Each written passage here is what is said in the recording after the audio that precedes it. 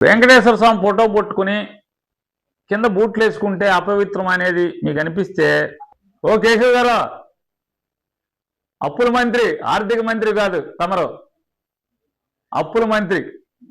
ఓ అప్పుల మంత్రి గారు, బూట్లు కనపడుతున్నాయా? దేవదేవుడు వెంకటేశ్వర స్వామి ఫోటో కనపడుతుందా? ముందు ఇతను బొక్కలేయండి. దేవుళ్ళని, స్వామివారిని, శ్రీ వెంకటేశ్వర స్వామి వారిని, వారి ప్రసాదాన్ని అపవిత్రం చేసినటువంటి మొదటి ముద్దాయి, నిత్యం అపవిత్రం చేసేటువంటి ముద్దాయి ఓ అప్పుల మంత్రి గారు, ముందు ఇతను ఏవయ్యా లోపల. హెరిటేజ్ యాజమాన్యాన్ని కూడా రిక్వెస్ట్ చేసేది ఈ కోర్టు ఆటలు, గీట్ ఆటలు కాదు. అలాగే తెలుగుదేశం పార్టీకి పార్టీ అధ్యక్షుడికి, అంతర్జాతీయ అధ్యక్షుడైన నారా చంద్రబాబు నాయుడు గారికి నేను మిమ్మల్ని ఒకటే అడుగుతున్నాను.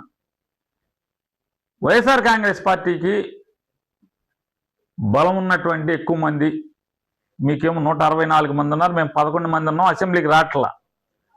కౌన్సిల్లో మేము ఎక్కువ మంది ఉన్నాం, మీరు కూడా మమ్మల్ని మా దగ్గర నుంచి కొనుక్కున్న వాళ్ళు కొంతమంది మీ దగ్గర ఉన్నారు, మీ వాళ్ళు కొంతమంది ఉన్నారు, అయినా కూడా మేము పైచేయగానే ఉన్నాం కాబట్టి అక్కడ చర్చిద్దామంటే మీరు చర్చించడానికి రావట్లా. ఇప్పుడు మీరు అసెంబ్లీలో కూర్చుని మీరు పవన్ కళ్యాణ్ గారు శ్రీరంగ నీతులు చెప్పే కంటే హెరిటేజ్ గురించి మాట్లాడద్దు, ప్రసాదం గురించి మాట్లాడద్దు. అసలు ఈ ప్రసాదం గురించి మాట్లాడింది ఎవరు? ఈ ప్రసాదాన్ని అపవిత్రం చేసింది ఎవడు? బజార్కి ఇచ్చింది ఎవరు? వెంకటేశ్వర స్వామి యొక్క పవిత్రమైన ప్రసాదాన్ని